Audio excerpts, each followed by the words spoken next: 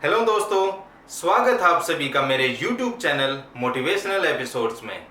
दोस्तों, मैं यहाँ एक मोटिवेशनल स्टोरीज की सीरीज शुरू करने जा रहा हूँ और इन स्टोरीज को कई महीनों की लगातार मेहनत से एक पुस्तक जिसका नाम है प्रकाश पुंज में संजोया है मेरे परम पूजनीय गुरुदेव श्री रामबीर सिंह जी ने।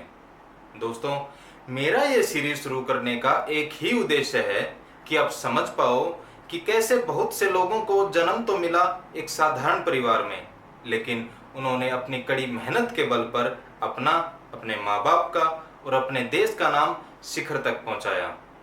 और इसी कड़ी में पहला किस्सा आपके सामने है। दोस्तों, ये किस्सा है एक ऐसी शख्सियत का जिनका जिक्र आते ही शीश सम्मान में झुक जाता है। वे आज भी अपनी ईमानदारी, कार्य के प्रति निष्ठा और देश प्रेम के लिए जाने जाते हैं। 2 अक्टूबर 1904 को मुगल सराय वाराणसी में पैदा हुए, कद में छोटे लेकिन इरादों में हिमालय जैसी ऊंचाई और दृढ़ता रखने वाले आजाद भारत के दूसरे प्रधानमंत्री स्वर्गीय श्री लाल बहादुर शास्त्री जी के बारे में।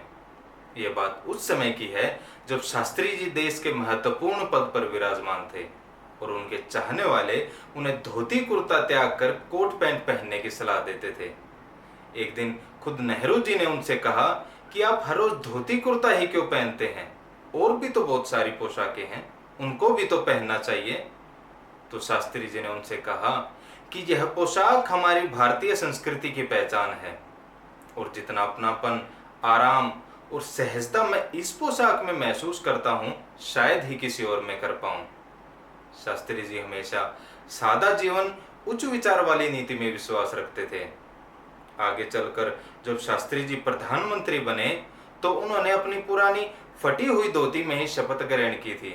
बाद में पता चला कि उनके पास तो केवल 2 ही धोतियां और 2 ही कुर्ते थे।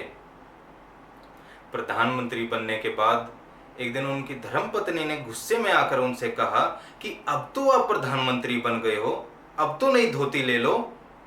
तो शास्त्री जी ने उनको बड़े ही प्यार से समझाते हुए कहा कि भाग्यवान, भारत में अभी बहुत गरीबी है, करोड़ों किसान ऐसी धोती पहनते हैं, इसलिए मुझे नई धोती पहनने का कोई अधिकार नहीं है। यह धोती जहां से फटी हुई है, तुम इसकी सिलाई कर दो। ऐसे थे मां भारती के वीर सपूत बहादुर लाल बहादुर शास्त्री जी। और उनको सुनने के बाद मन में बस एक ही ख्याल आता है कि काश आज भी सभी नेता उन्हीं के जैसे होते।